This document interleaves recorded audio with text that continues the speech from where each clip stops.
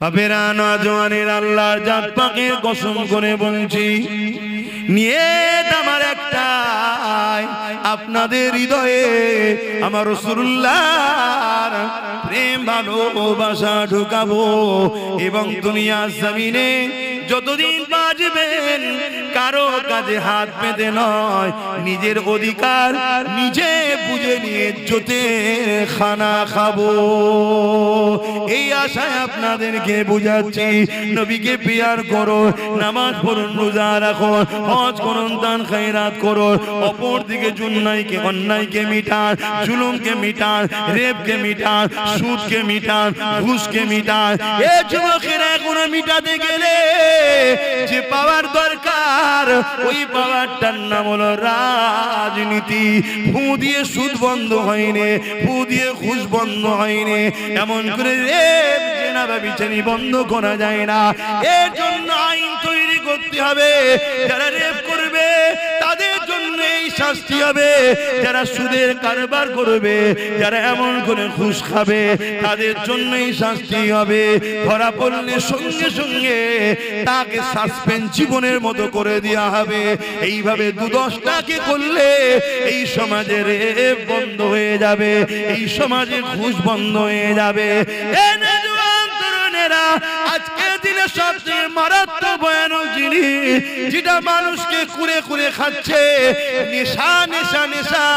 এই নেশাকে বন্ধ করা দরকার। সেই নেশাটা মদ হতে পারে, সেই নেশাটা গাঁজা হতে পারে, সেই নেশাটা অন্য কিছু হতে পারে। কিন্তু দুঃখের বিষয় বলতে হয়, আজকে সরকার যখন মদের ডিলার লায়, সরকার যখন মদ বিক্রিতে নম্বর 1 হয়ে গর্ব করে, সেই সমাজে মাতালকে কখনো রুখা সম্ভব নয়। এই মদের কারণে ক্রাইম হচ্ছে, এই মদের কারণে নারীরা ডিভোর্স হচ্ছে, এই মদের কারণে অ্যাক্সিডেন্ট হচ্ছে, এই মদের কারণেই আজ আমার তিলোত্তমা বোনটা রেপ হয়ে গেল। এই মদের কারণে আজ তামান্নাকে বোম মেরে মেরে দেওয়া হলো। এই মদ এত খাতারনাক জিনিস, এই মদকে বন্ধ করা এটা আমাদের দায়িত্ব আছে না না? এই মদকে বন্ধ করবেন কি করে? মুসলিম সমাজ যাতে মদে আসক্ত হয়, গভর্নমেন্ট কি করছে শোনেন। মুসলমান এলাকা দেখে দেখে মদের লাইসেন্স দিচ্ছে। ফুরফুরা শরীফে চলে যান, ঢুকার 4-5টা রাস্তা আছে, প্রতিটা রাস্তার ঢুকার মুখে মুখে মুখে মুখে একটা করে মদের দোকানের লাইসেন্স দিয়েছে, সেখানে মদের বিক্রি হচ্ছে। চলে যান একটা পবিত্র তীর্থভূমি, ভারতবর্ষের ২য় বৃহত্তম তীর্থভূমি, যে ধর্মে ইসলামে মদকে হারাম করা হয়েছে, সেই ধর্মের স্থানের ঢুকার মুখে মুখে মুখে মুখে মদের লাইসেন্স দিয়ে দিয়েছে। আপনারাও মুসলমান এলাকা কোনো খেয়াল করে দেখবেন, আমার কথা মিলার। মুসলিম এলাকায় মদের দোকান হচ্ছে, মুসলিম এলাকায় ফাংশন হচ্ছে, মুসলিম এলাকায় জুয়ার আড্ডা বসছে, মুসলিম এলাকায় নাচের আড্ডা বসছে, মুসলিম এলাকায় এমন করে সুদের কারবারের ব্যবস্থা তৈরি হচ্ছে। কেন করা হচ্ছে?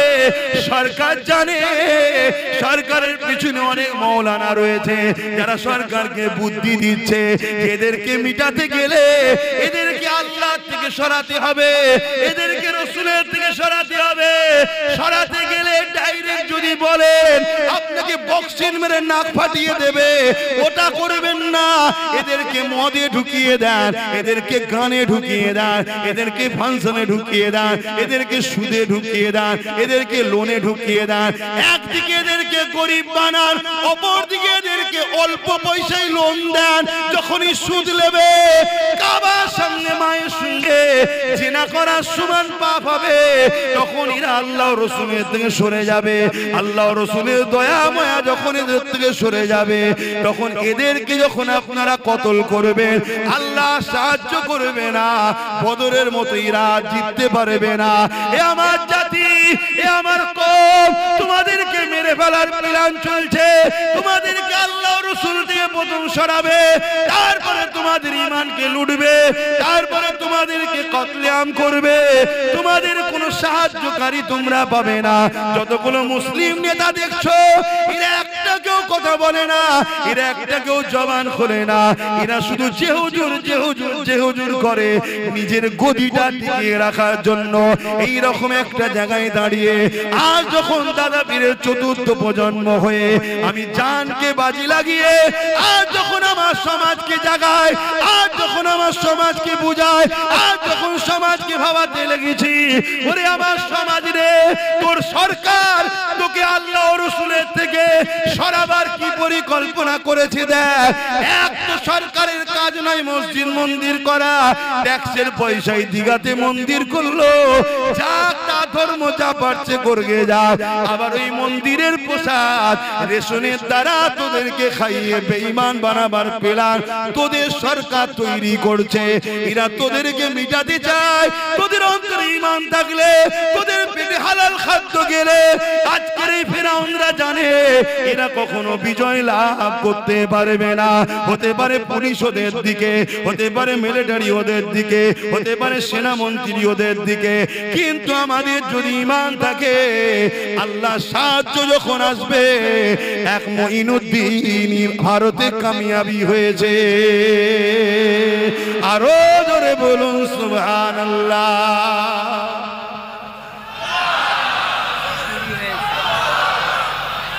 আল্লাহ নবী সাহাবারা আমার নবী পাকের কাতারে দাঁড়িয়ে এই জমিন থেকে অন্যায়কে মিটাবার জন্যে, ন্যায়কে প্রতিষ্ঠিত করার জন্যে, মিথ্যাকে মিটাবার জন্যে, সত্যকে প্রতিষ্ঠিত করার জন্যে, জালিমকে মিটাবার জন্যে, মুসলিমদের মুখে হাসি ফুটাবার জন্যে, এতিমদের অধিকার দিবার জন্যে, খোদার্তদের অধিকার খানা দিবার জন্যে এই জমিনের উপরে আমার নবী সাহাবারা নবী পাকের পিছনে দাঁড়িয়ে জালিমদের বিরুদ্ধে লড়াই করেছে, জালিমদের বিরুদ্ধে কথা বলেছে। এই কথা বলতে গিয়ে জালিমরা আমার নবী সাহাবাদের উপরে কত অত্যাচার করেছে ইতিহাস জানিয়ে দেয়। ইসলামের প্রথম যুগেতে, প্রথম সময়েতে সাহাবা হুজুরকে জোর করে শুইয়ে দিয়ে, গরম বালির উপরে শুইয়ে দিয়ে সাহাবাদের বুকের উপরে ভারী পাথর চাপিয়ে দিয়েছে। চাপিয়ে দিয়ে বলতে লেগেছে, মুহাম্মদ রাসূলকে ছেড়ে দে, তার আদর্শকে ছেড়ে দে, তার রাস্তাকে ছেড়ে দে, তার মিশনকে ছেড়ে দে। আমার নবীর সাহাবারা এই কঠিন পরীক্ষায় এই গরম বালির উপরে শুয়ে বুকে ভারী পাথর চাপিয়ে দিয়েছে, নিশ্চয় নিতে পারেনি। তথাপিও সাহাবারা ওই অবস্থা তো বলেছে, এ জালিমরা তোরা যতই জুলুম করিস না কেন, মুহাম্মদ আরবির গোলাম যারা হয় তারা মুহাম্মদ আরবির জন্য জান মাল সব দেওয়ার প্রস্তুত নিয়ে নিয়েছে। এই অবস্থাতে অনেক সাহাবারা শহীদ হয়ে গেছে, অনেক সাহাবারা ইন্তেকাল শহীদ হয়ে গেছে। আবার অনেক সাহাবারা এমন করে কঠিন কষ্ট স্বীকার করার পরও আল্লাহ তাদের ঈমান আমল হিফাজত করে বিজয় গাজী বানিয়ে দিয়েছে।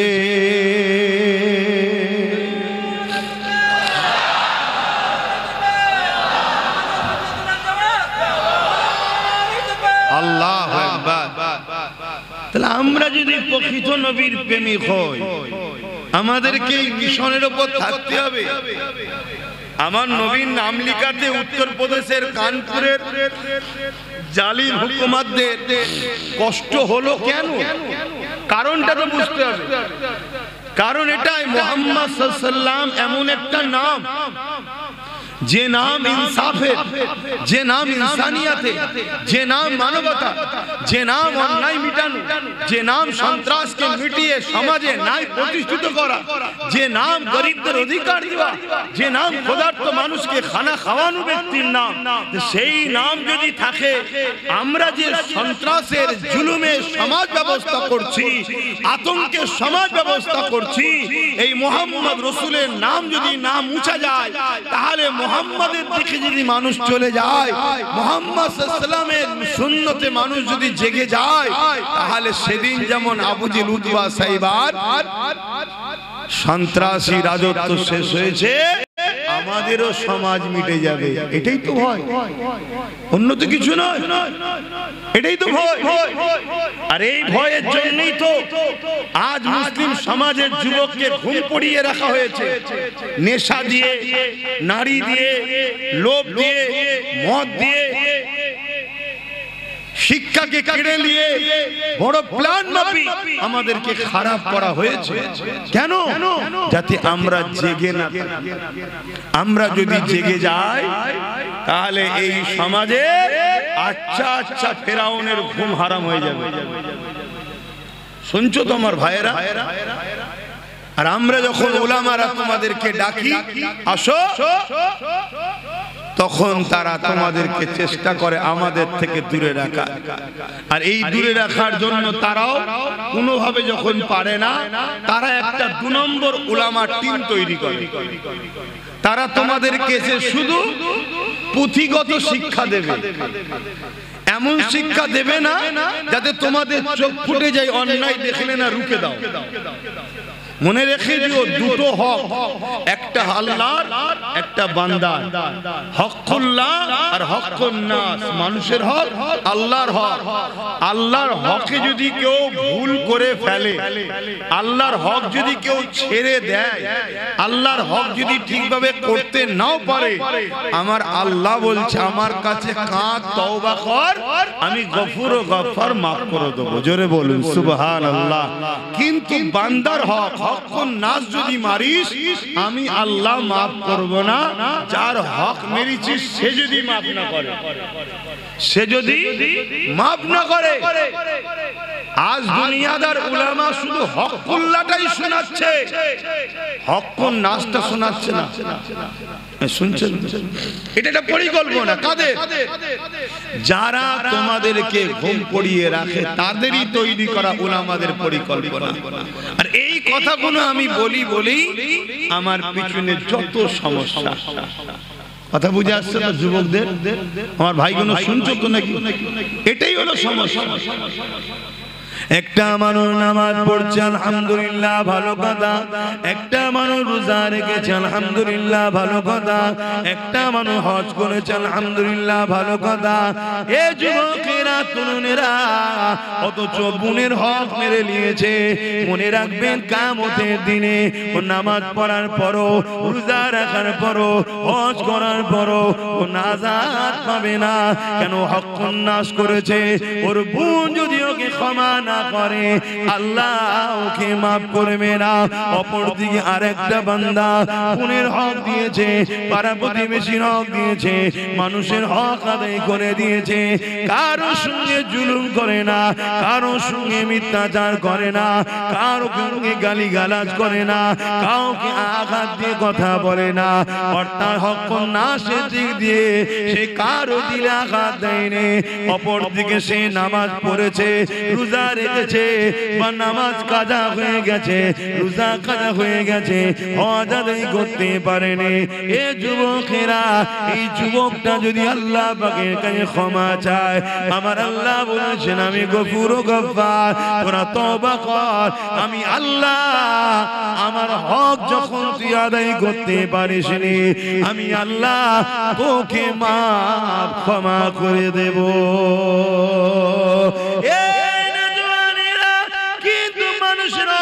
আমরা মেরে নি, আল্লাহ পাক ক্ষমা করবে না। শুধু এটা নয় গো, এই যুবকেরা, তরুণেরা, আল্লাহ নবী আরো জানিয়ে দিল, কেউ জালিম জুলুম করছে, কেউ অত্যাচার করছে, কেউ জালিম মানুষের উপরে অত্যাচার, খুন করছে, জুলুম করছে, মানুষকে পেরেশান রেখেছে। এরকম একটা ব্যক্তি জানার পরও কোন মুসলমান যদি তার সাথ দেয়, কোন মুসলমান মুসলমান যদি তাকে সহযোগিতা করে, আল্লাহ নবী জানিয়ে দিলেন ওই মুসলমানটা ইসলাম থেকে বেরিয়ে যাবে। জালিমের সহযোগিতা করে জালিমকে ক্ষমতায় আনা যাবে না, জালিমের সহযোগিতা করে জালিমের সাথে জালিমকে তাকত ক্ষমতা দেওয়া যাবে না। আপনি জানার পরও যে ও জালিম, এই জানার পরও যদি আপনি ওর সাথ দেন, রাসূলুল্লাহর হাদিস মিশকাত শরীফ খুলে দেখলেন আল্লাহ নবী জানিয়ে দিলেন ও ইসলাম থেকে বেরিয়ে যাবে। শুনছেন তো? এই কথাটা আমার কওমকে জানানো দরকার আছে না? না কেন আমার কওমকে বড় প্ল্যান করে ইসলাম বিদ্বেষীরা বেঈমান ইসলাম থেকে বার করতে চাইছে, হ্যাঁ কি না? তাহলে তার জন্য তো বুঝাবার দরকার। আর এই যখনই বুঝাতে যাচ্ছি যে আর কোনো ওয়াজ নেই, এ কথা বলতে হবে কেন? একটা ছেলে এক ওয়াক্ত নামাজ কাজা করে দিয়েছে, ইসলাম থেকে বেরিয়ে যায়নি। একটা ছেলে দু চারটে রোজা ছেড়ে দিয়েছে, ইসলাম থেকে বেরিয়ে যায়নি। একটা ছেলে হজ করতে পারেনি, ইসলাম থেকে বেরিয়ে, একটু বলবেন তো, যায়নি। একটা ছেলে প্যান্ট শার্ট পরেছে, দাড়ি চেঁচেছে, ইসলাম থেকে বেরিয়ে যায়নি। কিন্তু একজন জালিম জানার পরও সেই জালিমকে সহযোগিতা করে, জালিমের সাথ দেয়, জালিমকে ক্ষমতায় আনে, আল্লাহ রাসূল বলছে সে ইসলাম থেকে বেরিয়ে যাবে। কথা শুনছো যুবকরা? এবার ইসলাম থেকে বেরিয়ে গিয়ে যদি নামাজ পড়ে, ও নামাজের দাম। ইসলাম থেকে বেরিয়ে যদি হজ করে, ইসলাম থেকে বেরিয়ে যদি মসজিদ বানায়, মাদ্রাসা বানায়, কোরআন পড়ায়, হাদিস পড়ায়, কথা বলেন, কথা বলেন। এই কথাগুলো যখনই বলছি, এ সমাজে এমনও মুফতি আছে, এ সমাজে এমনও মাওলানা বক্তা আলেম উলামা আছে, এ সমাজে এমনও নামাজি আছে যারা জালিমদের পিছনে ঘুরে বেড়ায়, জালিমদের থেকে দালালি খায়, আর জালিমদের হয়ে কথা বলে। তারা তখন আমার বিরুদ্ধে তাদের পুষা ইউটিউবারদের লাগাবে না, লাগাবে না, যাতে আমার কথা সমাজ না খায়, আমার কথা মুসলিম উম্মাহ না শুনে নেয়। কেন মুসলিম উম্মাহ যদি আমার কথা শুনে নেয়, তাহলে জালিমদের সাথীরা দেবে না, আর জালিমদের যদি সাথ না দেয়, তাহলে নেক্সটের কি রাস্তা আছে জালিমদের বিরুদ্ধে? জালিমদের বিরুদ্ধে যদি হয়, তাহলে আজকের ফেরাউন তারা বনি ইসরাইলকে ভয় করবে না, করবে না? এটাই তো ব্যাপার, এটাই তো বিষয়। কিন্তু আপনারা যারা মনোযোগ দিয়ে শুনছেন, আপনারা বিবেক নামক দরজাকে আঘাত দিয়ে খুলুন, খুলে জিজ্ঞাসা করুন নবীদের মিশনটা কি ছিল। বেশি যত নবী এসেছে, বেশিরভাগ নবীদের মিশন ছিল জালিম শাসকদের হাত থেকে আল্লাহর সৃষ্টিকে উদ্ধার করে শান্তি সমাজ প্রতিষ্ঠিত করে তাদেরকে শান্তি সমাজে বসবাস করার রাস্তা গড়ে দেওয়া। জোরে বলুন সুবহানাল্লাহ। কথা শুনছেন তো আপনারা? আমার আলোচনায় অসুবিধা হচ্ছে?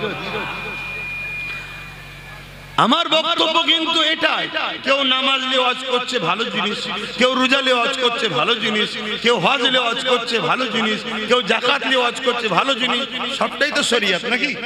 ঠিক তেমনি কেউ কেউ তো ইনসাফের পক্ষে, ন্যায়ের পক্ষে, জালিমদের বিরুদ্ধে ওয়াজ করা এ সমাজে দরকার আছে না? না, সেটাকেও ভালো না বলে তার পিছনে লাগাটা উচিত হচ্ছে না। কথা বুঝে আসছে তো নাকি? আলেম ওয়াজ করবে নামাজ নিয়ে, রোজা নিয়ে, হজ নিয়ে, দাড়ি নিয়ে, টুপি নিয়ে, জুব্বা নিয়ে, পাগড়ি নিয়ে, এক একজন এক এক বিষয়ে ওয়াজ করবে, তো সবটাই তো ইসলাম। ঠিক তেমনই একজন যদি ওয়াজ করে যে বাবা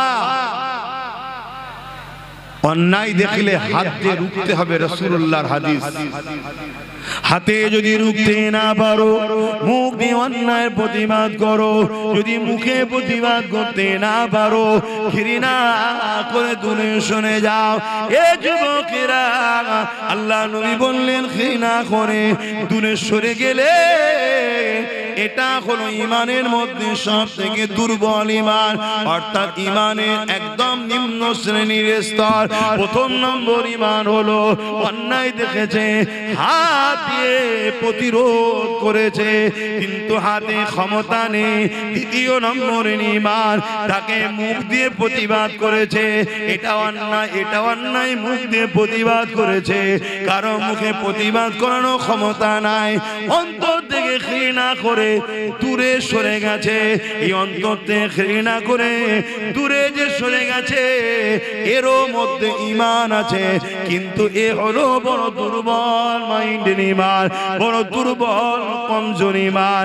কিন্তু দুঃখের বিষয়, কিন্তু আমার নবীর উম্মত দাবি করে কোন মুসলমান যদি অন্যায় দেখে, হাতে রুখলো না, মুখ দিয়ে প্রতিবাদও করলো না, অন্তর থেকে ঘৃণাও করলো না, উপরন্তু সেই অন্যায়ের সঙ্গে সাথ দিল, অন্যায়কে সংগঠিত করার জন্য আরো সহযোগিতা করলো, অন্যায়ের পাশে দাঁড়িয়ে গেল।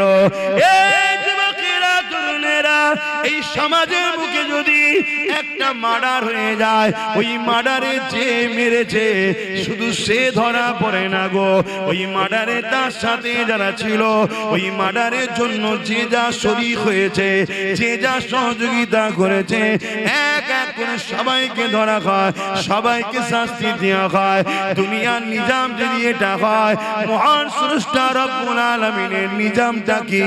অন্যায় দেখলে হাত দিয়ে রোখো, হাতে রুখতে পারো না, মুখ দিয়ে প্রতিবাদ করো, মুখে প্রতিবাদ করতে পারো না, অন্তর থেকে তো কমসে কম ঘৃণা করে শুনে যা। তুমি ঘৃণা না করে সেই অন্যায়কে সহযোগিতা করলে, অন্যায়কে করার জন্য, সংগঠিত করার জন্য সাথ দিলে, এ যুবকেরা, আল্লাহ নবীর হাদিস অনুযায়ী তোমার মধ্যে ঈমান বলে কিছু নাই। শুনছেন তো?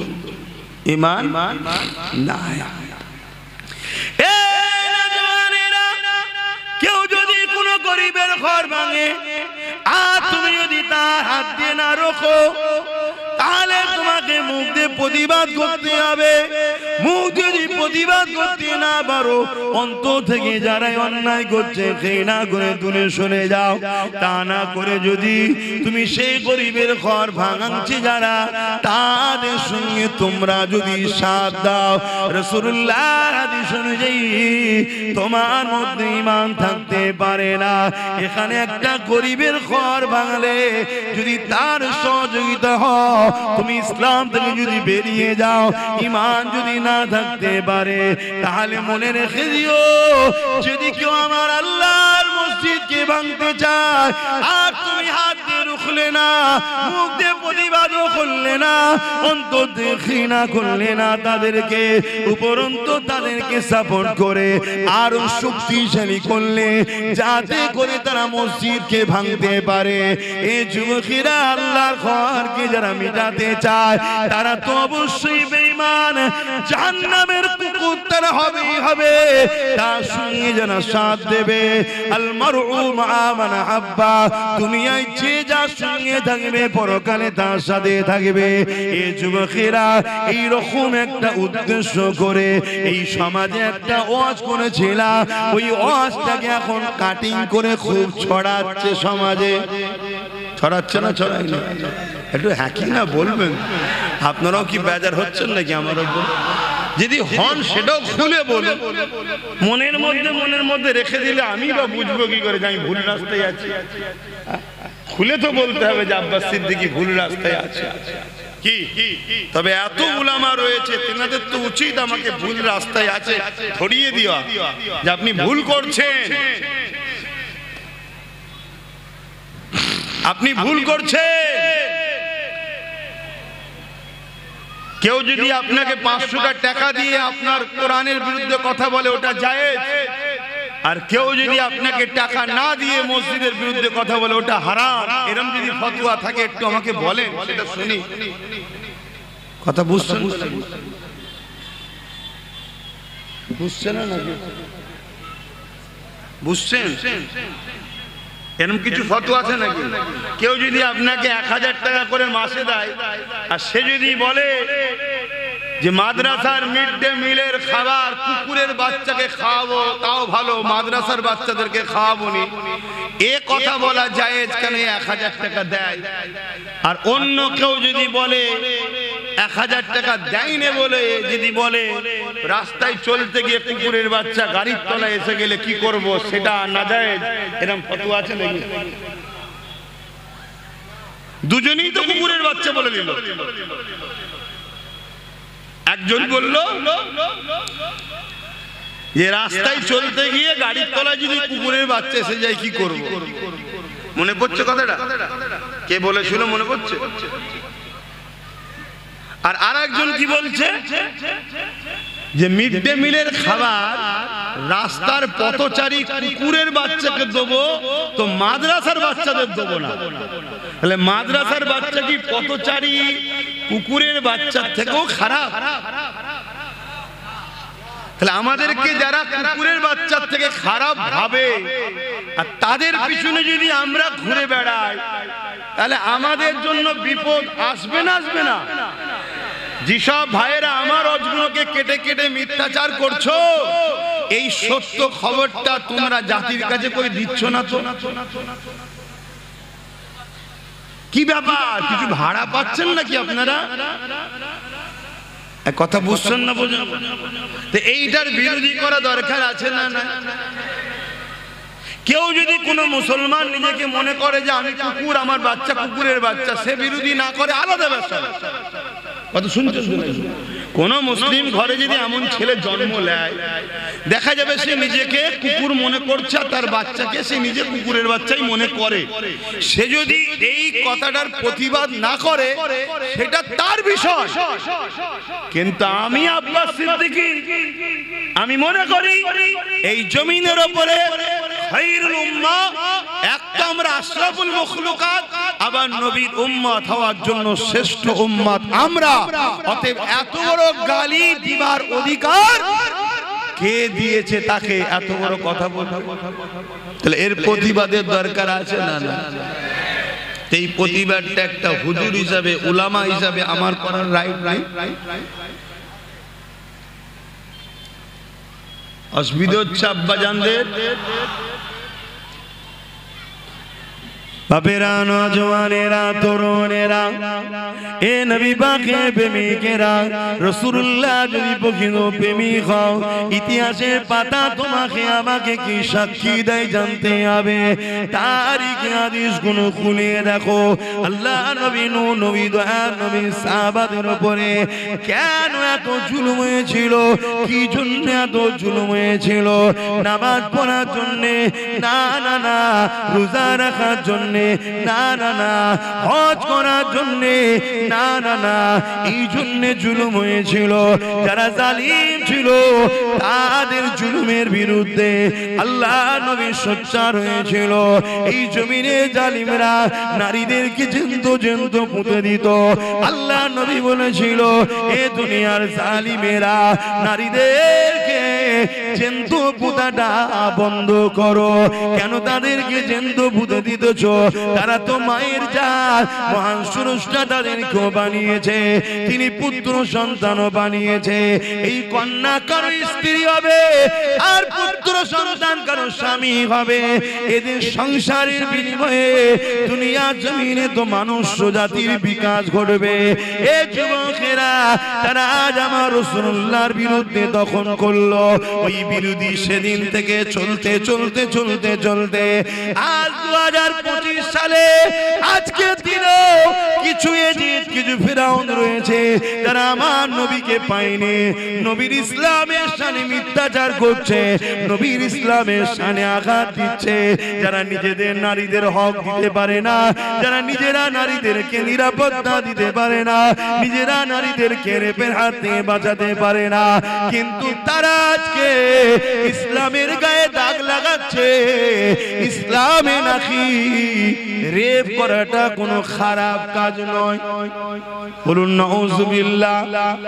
এই কথা আপনারা শুনেছেন না শোনেননি? কে বলেছে? কোথায় বাড়ি? উত্তর 24 পরগনা জেলার ব্যারাকপুর ভাটপাড়ার ভুল বললাম? এর বিরুদ্ধে কোনো আন্দোলন হয়েছে? এর বিরুদ্ধে কেস হয়েছে? কে অ্যারেস্ট করেছে? কেন অ্যারেস্ট করবে? যাদের হাতে ক্ষমতা তাদেরও দিলের ধারণা ইসলাম মিটাও। এ প্রকাশ্য দুশ্মন, এ বন্ধু সেজে দুশ্মন। শুনছেন তো নাকি? আর পাওয়ার তো আমরা দিয়ে রেখেছি জালিমদের হাতে। কথাটা কি কষ্ট হলো? আমার ইসলামে কি রেপ করা পাপ না? রেপের শাস্তি নেই? কি শাস্তি? গলা বন্ধ পুঁতে দিয়ে পাথর মারতে মারতে মেরে ফেলে, এক কথা মৃত্যুদণ্ড। যারা এ কথা বলছে তারা রেপের শাস্তি দেয়। এখন সে বর্তমান বিজেপিতে আছে, আগে ছিল টিএমসিতে, কালকে কোথায় থাকবে বোঝা মুশকিল। বর্তমানটা ধরেই বলছি, মণিপুরে উলঙ্গ নারীদেরকে নিয়ে ঘোরানো হচ্ছে, নারীদের ইজ্জত নষ্ট করা হচ্ছে। বিজেপি সরকার সেখানে নারীদের অধিকার দিতে, জোরে বলো। উত্তরপ্রদেশে নারীদের উপরে অত্যাচার হচ্ছে না হয়নি? নারীদের অধিকার দিতে তোরা জাহেল, নিজেরাই নারীদের অধিকার দিতে পারিসনি, তোরা আবার ইসলামের বিরুদ্ধে কলম চালাচ্ছিস কি করে? কোন শক্তিতে? ওদের হাতে রাজ পাওয়ার। এই কথাটা ভিসখানে বললাম, অসুবিধা হলো? এটা জুলুম না ন্যায়? এটা জুলুম না? জুলুম নয়, কোনটা জুলুম? এটা অন্যায়। যাক আসেন আবার ধর্মের আলোচনায় চলে আসি। আমার নবী পাকের সাহাবাদের উপরে জুলুমটা কেন হয়েছিল? অন্যায়ের বিরুদ্ধে কথা বলেছিল তিনারা, এতিমের পক্ষে কথা বলেছিল, মানবতার পক্ষে কথা বলেছিল, খোদার্থ মানুষের পক্ষে কথা বলেছিল, অসহায়ের পক্ষে কথা বলেছিল। এ যুবকেরা, তরুণেরা, তাওহীদের বাণীর পক্ষে কথা বলেছিল তিনারা। এই জন্য সাহাবা হুজুরদের উপরে জালিমরা বড় জুলুম করেছিল। কতটা জুলুম করেছে প্রথমেই বললাম। সাহাবা হুজুরদের পায়ে দড়ি বেঁধে, ওই ঘোড়ার পায়ে দড়ি বেঁধে দিয়েছে, ওই ঘোড়া দ্রুত ছুটতে লেগেছে। আর সাহাবা হুজুরদের মরুভূমির বাড়ির উপর দিয়ে টেনে টেনে নিয়ে যাচ্ছে, পিঠে চামড়াখানা ছিঁড়ে ছিঁড়ে কাঁধের কাছে জড়ো হয়ে যাচ্ছে, বালিকোনা কোনো পিঠেতে গেঁথে যাচ্ছে, রক্তাক্ত হতে লেগেছে। এ যুবকেরা, এরকম কষ্ট কি তোমাদের ওপরে হচ্ছে এখন? বলো বলো। কিন্তু আজ ঘুমাও, তোমার সন্তানদের ওপরে এরকম জুলুম আসবে। আজ যদি তোমরা না জাগো, এখনো তোমরা এক মুঠো যদি হও, আল্লাহর জাত পাকের কসম করে বলছি, যার কুদরতিয়াতে আব্বাসের জান রয়েছে, ইনশাআল্লাহ এমন একটা জমিন আমরা করে রেখে যাব, যদি ফসল আমরা না খেতে পারি, মাঠটাকে চাষযোগ্য করে যাব। আমাদের বাচ্চারা ওই জমিনে চাষ করে ফসল খেতে পারবে ইনশাআল্লাহ। এ যুবকেরা, ঘাবড়ে যেও না গো, আল্লাহকে ভয় করো। কোথায় কি হচ্ছে দেখে লাভ নাই। তোমার মনের মধ্যে একটাই কথা থাকবে, আমি আমার আল্লাহর খুশির জন্য হক কথা বলবো, আমি আমার আল্লাহর রাজির জন্য নাই কথা বলবো, সন্তানের ভবিষ্যতের জন্য আমি সত্য পথে চলবো, আমি নিজের কিছু মেহনত করে নিজেকে প্রতিষ্ঠিত করব। কেননা পরের দোকানের কর্মচারী করা, পরের অফিসে চাকরি করা, যে কোনো দিন আমায় বার করে দেবে। আর যদিও আমি ওখানে চাকরি করি, ওই চাকরির মাইনে বাড়তে বাড়তে বাড়তে শেষ জীবন পর্যন্ত যদি 50,000 1 লাখ টাকাও হয়, কিন্তু আমার পরে ওই জায়গাতে আমার ছেলে কিন্তু আর চান্স নাও পেতে পারে। আর আমি মেহনত করে ছোট্ট যদি একটা গুমটিও করে দিয়ে যেতে পারি। আজ আমার পরে ওই জায়গাতে আমার ছেলে কিন্তু মালিক হয়ে বসবে। এ যুবকেরা, তরুণেরা, ছেলে যদি চেষ্টা করে এক দোকান থেকে 10টা দোকান বাড়াতে পারবে।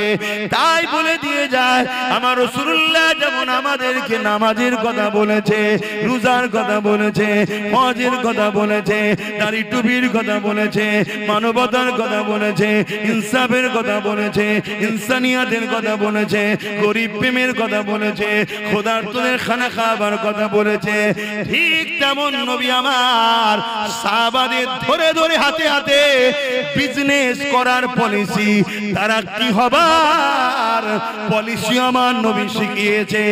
আর পাশাপাশি জমিনের উপরে মাথা তুলে বেঁচে থাকার জন্য পাওয়ার রাগ ক্ষমতার কথাও শিখিয়েছে। আরো জোরে বলুন সুবহান।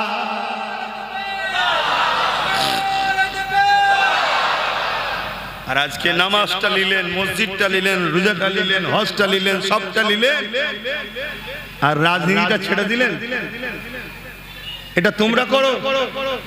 আজকে ওরা করছে শুধু একা, আর আজকে আইন করছে ওয়াকাফ, কালা কানুন, মসজিদ ভাঙবো, মাদ্রাসা ভাঙবো, কবরস্থান ভাঙবো, ঈদগাহ ভাঙবো, কাদগা ভাঙবো।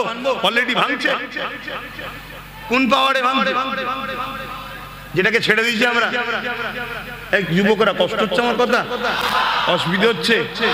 যেই হুজুরটাকে খালি খামাই নিয়ে এসছিস, বাপ ঠিকই বলেছি, যদি মনে হয় খালি খামাই নিয়ে এসছিস, পরের বার থেকে আনলেও তোরা আল্লাহ কারে এসিস নি বাপ।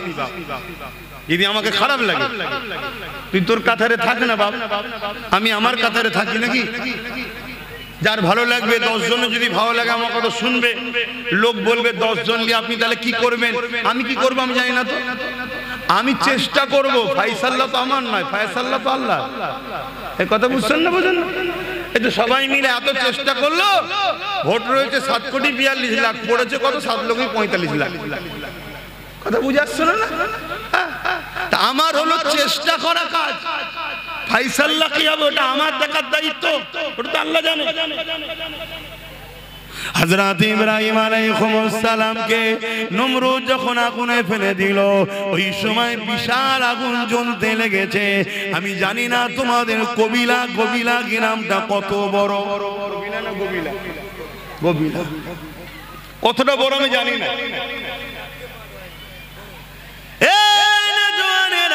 কিন্তু ইরাকের জমিনে ব্যাবিলনে যান, গিয়ে দেখেন ইব্রাহিম নবীকে যে জায়গায় আগুন তৈরি করে বাদশা নমরুদ ফেলেছিল, কি জন্য ফেলেছিল? বাদশা জুলুমের বিরুদ্ধে ইব্রাহিম নবী ছিল। বাদশা শিরকি রাস্তায় ছিল, অন্যায় রাস্তায় মানুষকে ডাকতো। বাদশা কুফরি রাস্তায় মানুষকে জোর করে ডাকতো। বাদশা মানুষের উপরে জুলুম করতো। বাদশা মানুষের উপরে অত্যাচার করতো। মানুষকে দাসী বানিয়ে দিয়ে তার দাসত্ব মানুষকে করাতো।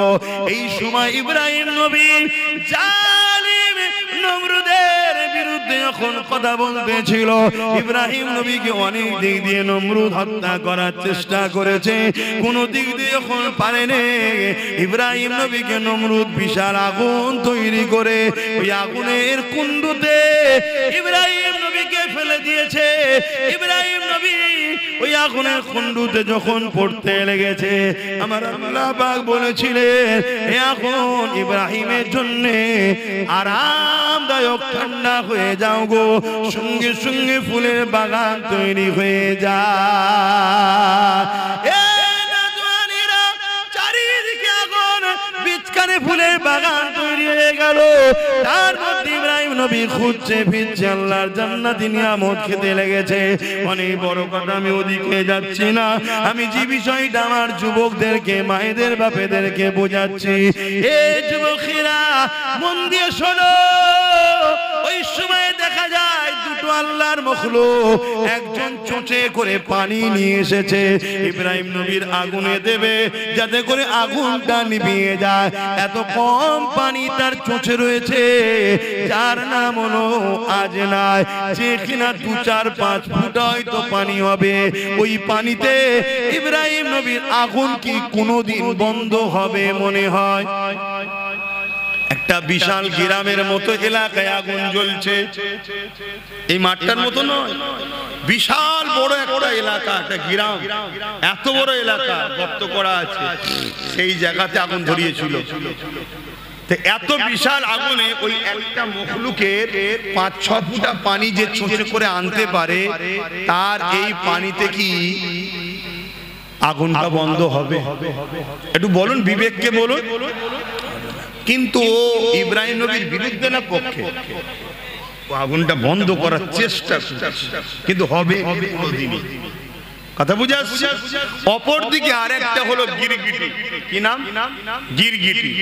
যারা রং পাল্টায় এদেরকে গিরগিটি বলা হয়। কিছু গিরগিটি নেতাও বেরিয়েছে, আছেন না? না, আপনার সঙ্গে ইফতার খেয়েছিল, আপনার সঙ্গে একসাথে বসেছিল, কি পূর্ব মেদিনীপুরে গিরগিটির মতো রং পাল্টেছে না পাল্টাইনি? জোরে বলে। এখন আবার কালকে লাড্ডু খাওয়াচ্ছে, বলছে এবারে আমাদের বাংলা। অত সহজ না, কথা বুঝে আসছে না? না, যতটুকু পেয়েছিস দিদির দয়াতে পেয়েছিস, বেশি আর কথা বলিস না, আমরা সব বুঝি। তোরা দুজন সেটিং এ আছিস, অন্য কাউকে বিরোধী রাখতে চাইছে না, তোকেই রাখতে চাইছে। কেন? তুই থাকলে এ যা করবে তুই ধামা চাপা দিবি, আর তুই যা করবি এ তোকে সিকিউরিটিদের নিরাপদে রাখবে। অন্য কেউ বিরোধী হয়ে গেলে তোদের দুজনেরই কপালে বাস পড়ে যাবে। কি গো, কথাটা কি ভুল বললাম না? আপনাদের খারাপ লাগছে? এই যারা দাঁড়িয়ে আছেন বলেন, অসুবিধা হচ্ছে? আমার তো সোজাসুজি কথা, কাউকে তো ধরে আনিনি। বা এই গিরগিটির মতো শুধু রং পাল্টা। একদিন মাথায় টুপি দিয়ে সাদা পায়জামা পাঞ্জাবি পরে এসে খুব ইফতার খেয়েছে আমাদের সাথে। খেয়েছে না খাইনি? আমার সাথে না খেলো, আমাদের সাথে তো খেয়েছে নাকি? হ্যাঁ, অনেকে মনে করেছিল ভালো হবে, হয়তো ভালো ন্যাস তুলে দেখেন এড়ে না বেড়ে দেখেন। কথা বুঝে আসছে? ঘুমটা দেখেছে, মসজিদে ঢুকিয়ে দিয়েছে, জানে না যে মসজিদে ঢুকাতে কিরম হচ্ছে না হয়নি। ঘুমটা দেখেছে, কলিকাতার ঈদগাহ রেড রোডে নামাজ হয়, ওখানে নিয়ে চলে গেছে। ঈদের নামাজে যাওয়া যায় মহিলাদের, নিয়ে চলে গেছে। তাহলে এটা ধর্মকে নিয়ে কি খেলা করা হচ্ছে না? ও এর বিরুদ্ধে কেউ কোন মিডিয়া করে আর করে বলবে না। আব্বাস সিদ্দিকী এই যে বলছে, এর মধ্যে থেকে আর কি খুঁত পাওয়া যায়, দেয় ওইটাকে কেটে ছড়া। কেন? এদেরকে দুনিয়ার বেঈমান নেতারা অর্থ দিয়ে পুষছে। চালাও চালাও, চালিয়ে যাও। কত ফেরাউন এসেছে, কত নমরুদ এসেছে, কত আব্দুল্লাহ ইবনে উবায়ও এসেছে, ভর্তি দাড়ি, মাথায় টুপি, বড় পাগড়ি ছিল, বড় জুব্বা ছিল, বড় জাননেওয়ালা ছিল, বড় বক্তা, বড় কোরআন জাননেওয়ালা। এমনকি নবী পাকের সোজাসুজি নামাজ পড়তো, আবু বকর সিদ্দিককেও দাঁড়াতে দিত না। কিন্তু কোরআন ঘোষিত সে জাহান্নামী হয়ে গেছে। কথা বুঝে আসছে? সবাই চোখে ধুলা দিয়ে যেতে পারে, আব্বাস তোমাদের চোখেও ধুলো দিয়ে দিতে পারে, কিন্তু আব্বাস আমার আল্লাহর কুদরতি চোখে ধুলো দিতে, জোরে বলো, ইজ্জতের মালিক তোমরা না আল্লাহ। জোরে বলে, আরো জোরে বলে। অতএব আব্বাস যেখানে যায়, আল্লাহ শুকর করে বলছি, মানুষের ভিড়ের ঠেলাতে, চিৎকার চেঁচামেচিতে ওয়াজ করতে পারছি না আমি। সমস্যা হয়ে যায়। গত মনে হয় পরশু দিন, গতকাল জুম্মা গেল, পরশু দিন কোথায় গেলাম? ঢোলা, ঢোলাতে সারাক্ষণ তো ঝগড়াই হলো, কি জায়গা পাই দাঁড়াতে পারে। এই ঝগড়া হয়ে হয়ে সারাক্ষণ সময় চলে গেল। কি ওয়াজ করব? ওই ওর মধ্যে ও ঝগড়া করে যাচ্ছে, আমি ওয়াজ করে যাচ্ছি, কি করব? বাপেরা, নওজওয়ানের আল্লাহর জাত পাকের কসম করে বলছি, নিয়ত আমার একটাই, আপনাদের হৃদয়ে আমার রাসূলুল্লাহর প্রেম ভালোবাসা ঢুকাবো, এবং দুনিয়ার জমিনে যতদিন বাঁচবেন কারো কাজে হাত পেতে নয়, নিজের অধিকার নিজে বুঝে নিয়ে ইজ্জতের খানা খাবো। এই আশায় আপনাদেরকে বুঝাচ্ছি নবীকে পিয়ার করো, নামাজ পড়ুন, রোজা রাখুন, হজ করুন, দান খায়রাত করুন, অপর দিকে জুন্নাইকে অন্যায়কে মিটান, জুলুমকে মিটান, রেপকে মিটান, সুদকে মিটান, ঘুষকে মিটান। এ যুবকেরা এখন মিটাতে গেলে যে পাওয়ার দরকার ওই পাওয়ারটার নাম হলো রাজনীতি।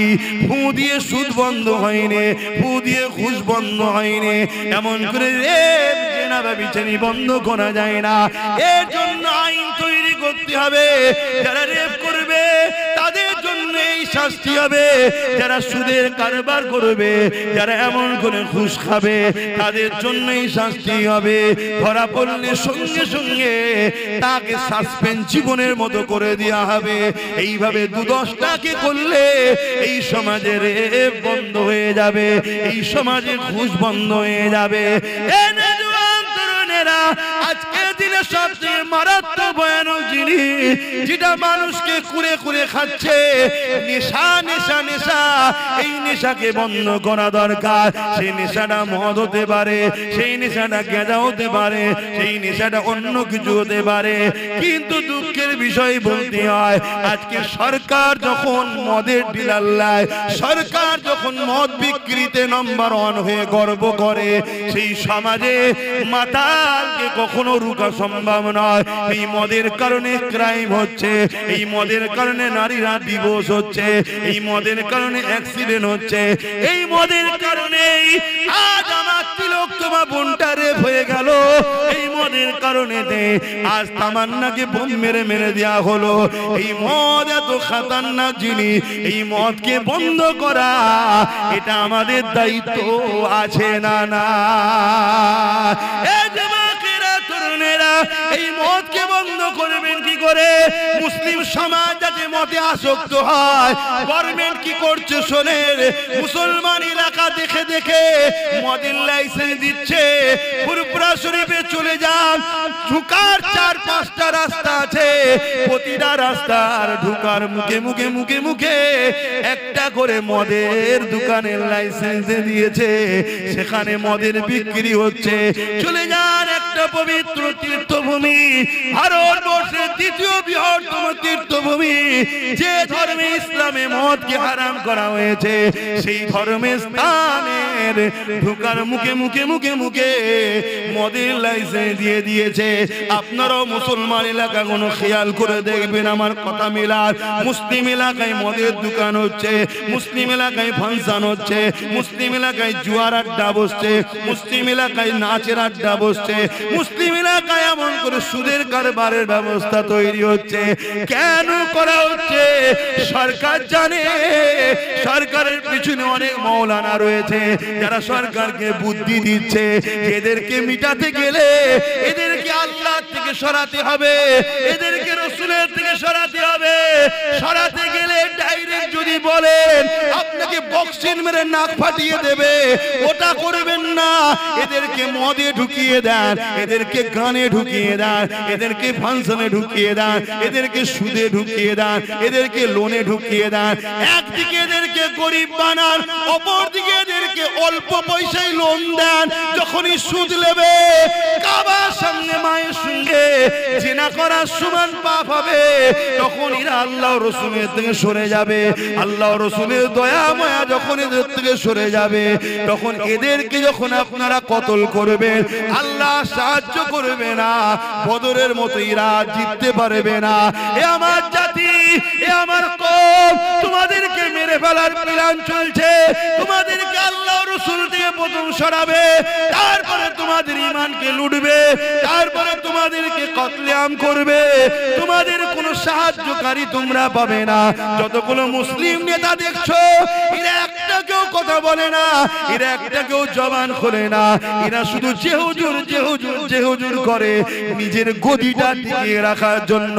এই রকম একটা জায়গায় দাঁড়িয়ে আজ যখন দাদা পীরের ৪র্থ প্রজন্ম হয়ে আমি জানকে বাজি লাগিয়ে আজ যখন আমার সমাজকে জাগায়, আজ যখন আমার সমাজকে বুঝায়, আজ যখন সমাজকে ভাবাতে লেগেছি, ওরে আমার সমাজ রে, তোর সরকার তোকে আল্লাহ রসুলের থেকে সরাবার কি পরিকল্পনা করেছে দেখ।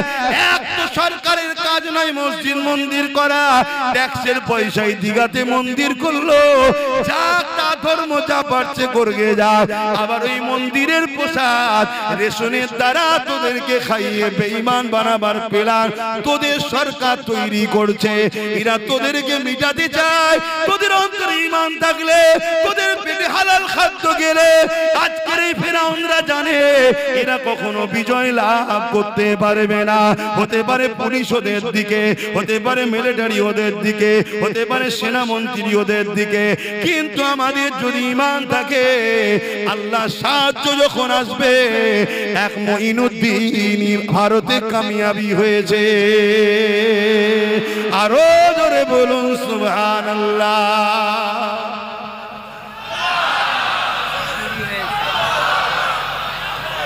ভাইরা আমার, বলুন আব্বাস সিদ্দিকী অন্যায় করছি আমি, জোরে বলুন অন্যায় করছি।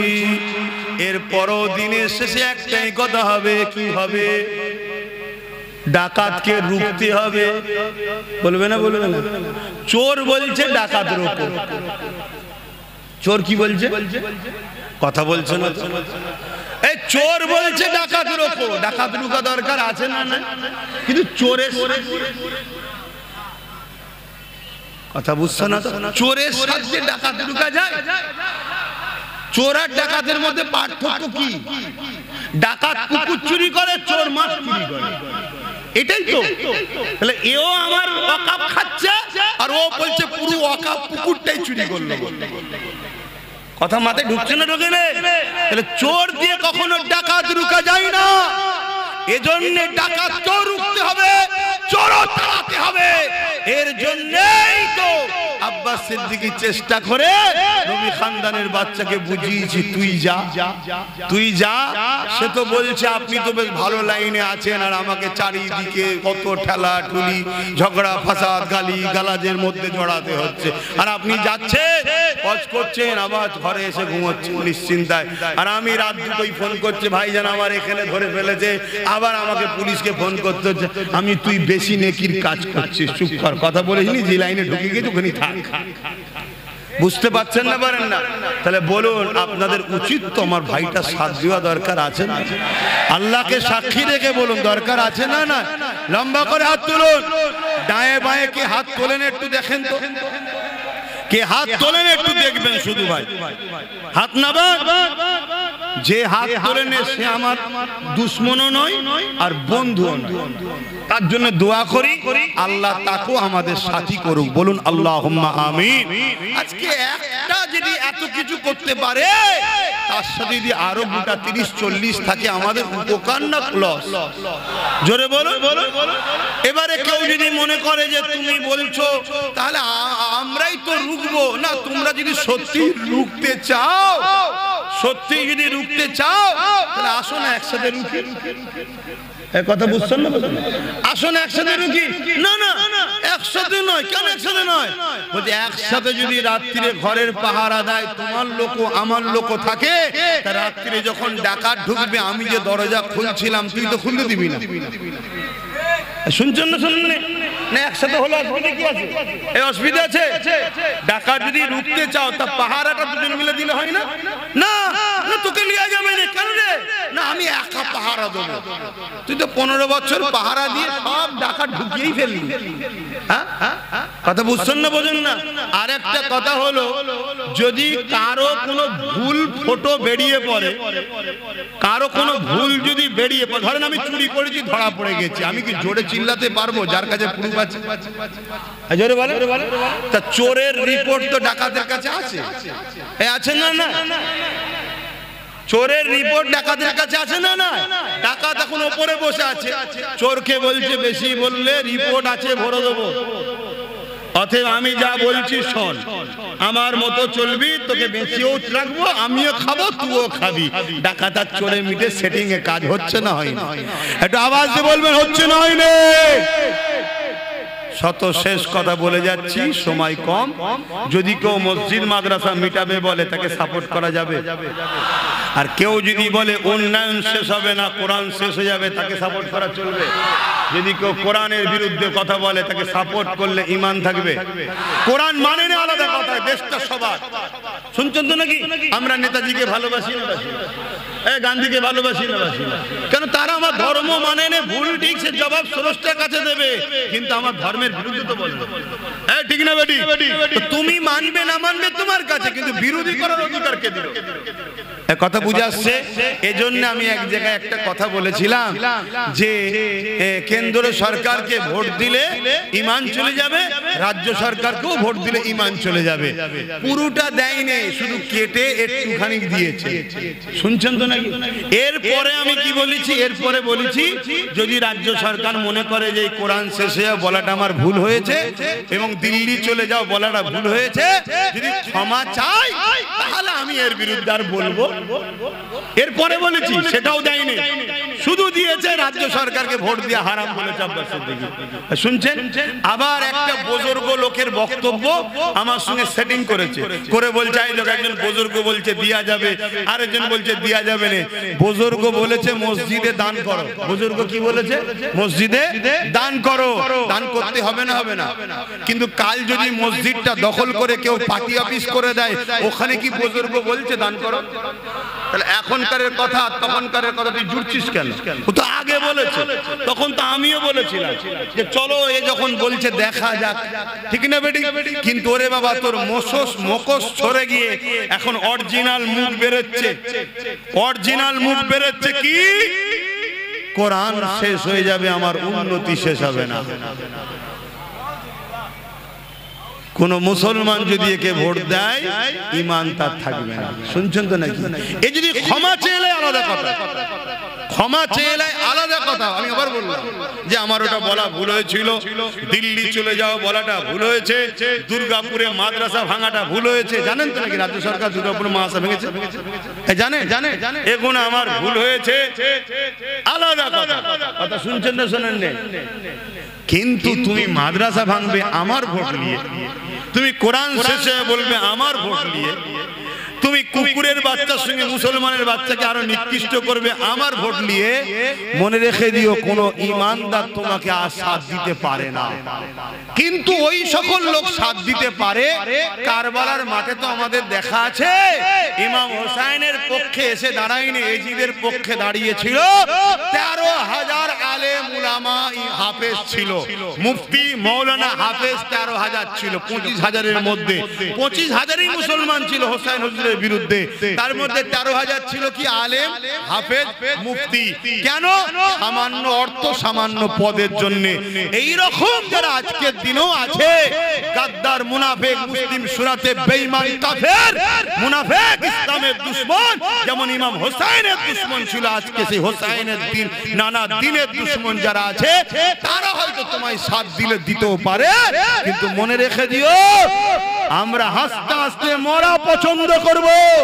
মসজিদ মাদ্রাসাকে যারা মিটাতে চায় তাদের সঙ্গে আপোষ নয়। কোরআন যে শেষ হয়ে যাবে বলবে, সে যদি ক্ষমা না চায় তার সঙ্গে আপোষ নয়। এ কথাই যারা একমত একটু হাত তুলে দেখাবেন, আল্লাহকে সাক্ষী রেখে হাত তুলবেন। আয় আল্লাহ, আমরা আপনার কোরআনের পক্ষে, মসজিদ মাদ্রাসার পক্ষে হাত তুলেছি। আপনি আমাদের ঈমানে তাকত দেন, এর উপরে মজবুত থাকার তৌফিক দেন। আমিন আমিন আমিন সুম্মা আমিন। নারে তাকবীর, নারে তাকবীর, লব্বাইক লব্বাইক লব্বাইক লব্বাইক, নারে তাকবীর। যদি কোন মুসলমান হাত না তোলে তার সামনে আমার একটাই কথা, সে আমাদের কেউ নয়, দুশমনও নয় আর বন্ধুও নয়। কথা বুঝে আসছে?